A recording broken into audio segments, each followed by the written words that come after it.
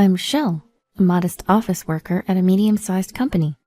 I met my husband Kyler through work 2 years ago, and we hit it off right away.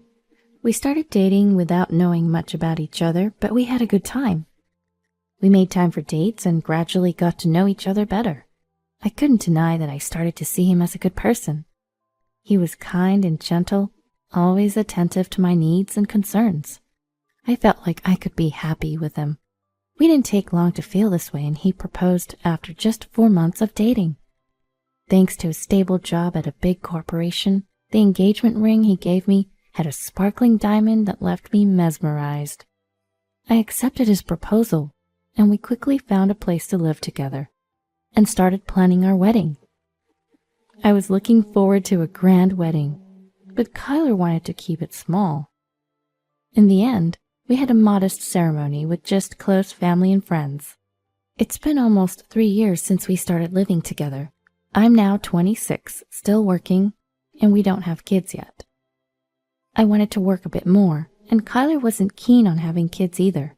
Well, I took it positively, thinking it just meant more time for the two of us. But I was starting to want a child. As we were about to celebrate our 3rd Thanksgiving together, "Hey, Thanksgiving is coming up. What should we do?" I asked Kyler, who was engrossed in his phone. He gave a non-committal, and said nothing more. "I'd like to see your family soon," I continued, a bit annoyed at his lack of response. "I have work," he finally said, looking up from his phone. "But you haven't been back home in ages," I pointed out. I hadn't seen my in-laws since the wedding 2 years ago. Every time a long holiday came up, I'd suggest going home, but Kyler would insist he had work. I even offered to go alone, but he opposed it, saying it would be awkward for me and that his sister didn't like me for some reason. So I couldn't just go to his family's home. He wouldn't even give me their phone number, saying he'd handle it. Well, it wasn't like I wouldn't be able to see her forever, so I decided I'd get her contact info when I saw her someday. "Is Thanksgiving a work day for you? What about Christmas?" At a normal workplace, Thanksgiving and Christmas would be days off, but my husband's workplace doesn't always have holidays. Although Saturdays and Sundays are technically days off for him, we haven't had many dates since getting married due to his entertainment dinners and sudden business trips. "Not sure about Christmas," he replied, going back to his phone. And so I decided to spend Thanksgiving and Christmas at my parents' home. I met up with my friend Diana, who asked me something troubling. "What do you think about men cheating?" Diana wasn't married yet, but it seemed like something was up with her boyfriend. She asked me in a rather displeased manner. "Cheating? What? Did something happen?" "He's always on his phone. He even brings his phone when he showers. Isn't that weird?" That made me think. Kyler was always on his phone at home too. Even when he'd go take showers, he'd bring it along like a pet. I didn't really care, as it had been the case since we got married. But when I heard Diana's story, I was taken aback. "Is that suspicious?" "Of course. He's got his passcode set too. I would want to see, but I'm hesitant to." I couldn't say anything as I was in the same situation. In fact, I started to worry that Kyler might be cheating too. I couldn't relax at my parents' home after that, and thought about going home early, but Kyler wouldn't be there anyway. So I stayed at my parents' home, feeling uneasy, and returned home as planned. "Hey, Kyler, what are you always doing on your phone?" I asked him as soon as I got home. He was on his phone again, but looked a bit flustered at my question, and put his phone in his pocket. "I get a lot of work-related messages. I'm leading a major project, and I can't afford to be away from my phone." I always thought my husband would never lie to me, but lately, something just didn't feel right. He kept saying he was busy with work, but I couldn't help but question everything he did and said. The faint scent that lingered around him was one red flag. He usually got home late, around 11 p.m., and often said he was entertaining clients or working overtime. Yet every so often I catch a sweet smell coming off his suit, like a woman's perfume. I don't wear perfume myself, so I'm not an expert, but it smelled like something a younger woman would wear. As I took his suit jacket to hang it up, there it was again, a sweet scent. I could confront him right there, but I didn't have any concrete evidence. Afraid of making him dislike me, I suppressed the growing doubts and worries in my mind. But then an opportunity came along. He forgot his phone on the dining table while showering. As I sipped my homemade herbal tea, I glanced at his phone. It'd be easy to look now, but if he found out, he could lose trust in me. I was torn. I wanted to clear my suspicions, but if he really was cheating, I may not recover from the shock. Various thoughts flooded my mind as I looked at that phone. Suddenly, it buzzed with a notification. Startled, I took a peek. It was just a message alert, but the content wasn't displayed. I couldn't see the content because he set it so it doesn't show up. I reached for his phone, making sure he had not come out of the shower yet. I held my breath as I moved my fingers to open the phone, but it was locked. Of course. Everybody locked their phone. I was annoyed, but also relieved, as I went to put the phone back. Then it buzzed again, this time an incoming call. The screen read, Gabriella. Who was Gabriella? I didn't recognize the name, but I knew I could still answer it even though it was locked. I naturally slid my finger across the screen and put the phone to my ear. Hello, Kyler. Is this a good time? The voice on the other end was a young woman. I got even more nervous. Kyler's in the shower right now. What? Who is this? I told her he couldn't talk, and her voice changed. It got lower and colder. I'm his wife. This is not good. She hung up after saying just that. What did not good mean? I put the phone back on the table. It was clear. He was cheating, and probably with Gabriella. But I didn't have proof to confront him. I looked at his phone on the table, pondering. What did this mean for me? More importantly, what's the right thing to do? Should I get angry? Should I cry? Should I pretend I don't know? No, pretending is off the table now. I did answer the phone after all. Oh, there it is. Lost in thought, I didn't notice him come out of the shower. I caught my husband reaching for his phone and looked at him. Was he checking something or typing a message? It was hard to say. Gabriella called. When he heard this, he stopped what he was doing and looked at me. Oh, did she? The moment our eyes met, he averted his gaze and started fiddling with his phone again. Normally, he'd sit next to me after a shower to have a beer, but not this time. He seemed like he was about to leave.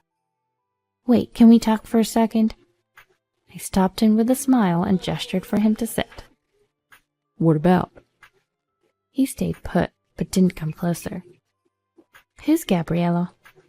A coworker. I bet she's cute. She sounds like it from her voice. Hearing this, he turned his surprised eyes toward me. How would you know? I answered the phone. What? As I continued speaking cheerfully, his face transitioned from surprise to what looked like anger. He stopped towards me and pulled my hand. What's the big idea answering my call like that?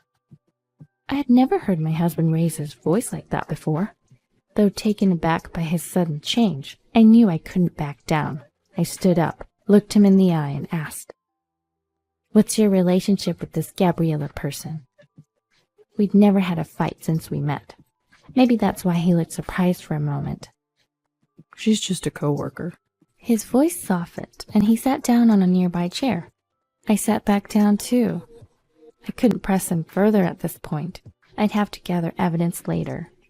Just then, his phone rang again. Another call? I asked, noticing his troubled expression as he looked at the screen. He nodded and started to get up, but I grabbed his hand. Answer it on speaker here. If it's work-related, you can turn off the speaker. I suspected it was Gabriella again. I instructed him to let me hear the voice and content. He sat back down and reluctantly answered the call. Kyler, what was that message about? The voice from the speaker was his mother's. So it was his mom. I felt a bit relieved. But he didn't respond, his face turning pale. I nudged him to continue the conversation, but he remained silent. Are you listening? What's this about Rochelle being dead? Tell us where to go. Your father and I are coming to see you right now. His mother raised her voice, frustrated by his silence. I was shocked. What's going on? I'm right here. I looked at my husband, who was trembling, gripping his phone. I'm alive. A moment of silence followed. What? Rochelle, what's going on? His mother sounded just as confused. I was equally puzzled. Why did she think I was dead? What's going on? Kyler texted me saying you passed away and that he'd handle the funeral alone and that I didn't need to show up. This made no sense. Was it a spam text or something? I briefly thought. But Kyler's trembling suggested he actually did contact his mother. I'm coming over tomorrow. His mother, still confused but seeing no other way to proceed, hung up. I asked my husband for an explanation, but he said nothing. Fortunately, it was still Thanksgiving break, so I was going to be home. I didn't know he was working, but I told him to take a sick day if he had to, and I went to our bedroom. He didn't come to the room that night, and it seemed like he slept on the couch. The next morning, I woke him up, made breakfast as usual, and we waited for his mother. He didn't say a word and looked scared the whole time. He didn't touch his phone either. I didn't bring up his behavior and quietly waited. Around noon, his mother arrived. Kyler's father was with her, carrying lots of bags. I greeted my in-laws warmly, and they reciprocated with smiles, handing me the bags and explaining they were gifts. There were homemade treats from his mother, famous sweets from a local shop, and lots of cakes.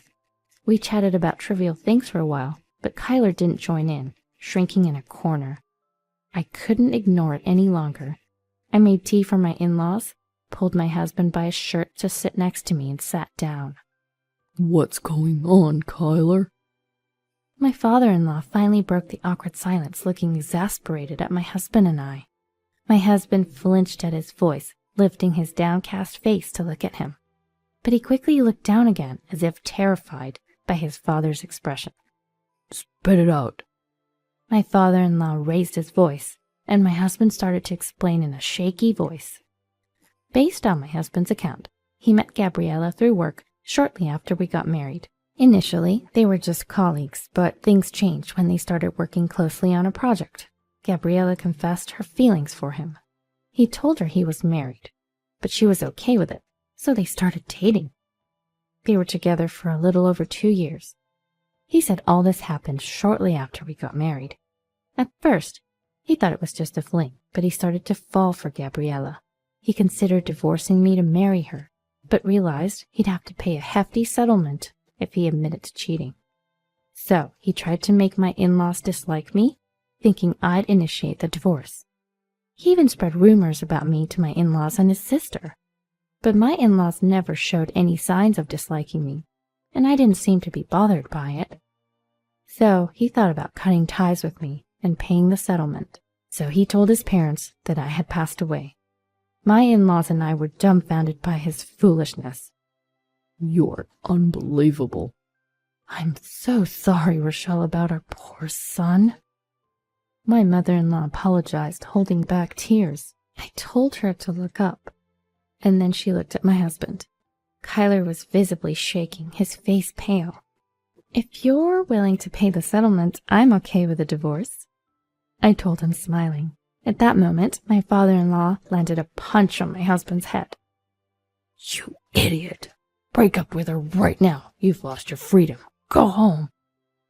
My husband was too stunned to resist. Kyler was frightened by my father-in-law's furious behavior, and it looked like he was about to burst into tears. I couldn't help but laugh a little. We'll take responsibility for the settlement, my mother-in-law said, tears streaming down her face. I wrapped my arms around her and smiled at her. Don't worry about it, I reassured her. After hearing all this, staying together seems foolish. I have a job and we don't have kids. I'm sorry I couldn't be a better wife, I said to my mother-in-law. after hearing about my husband and immediately losing interest. My in-laws apologized to me over and over again and left the house, dragging my reluctant husband. We divorced shortly after. I claimed a hefty settlement and kept the house. A few days later, I got a call from an unknown number. It was my sister-in-law. Apparently, she had also been misled by Kyler, and that was why she never tried to get to know me. It turned out, both my sister-in-law and I had no hard feelings about each other ever, and she wanted to reach out to me. She wanted to be friends, even though we were no longer sisters by marriage. She said she wanted to meet up. So I agreed to meet with her and ended the call. A few days later, I saw my sister-in-law for the first time since the wedding. We both were happy to catch up, and we quickly became comfortable with each other after chatting and hanging out. From that day on, we stayed in touch and became good friends. She even filled me in on my ex-husband's situation. Apparently, Gabriella had no intention of marrying him. She was just using him for financial support.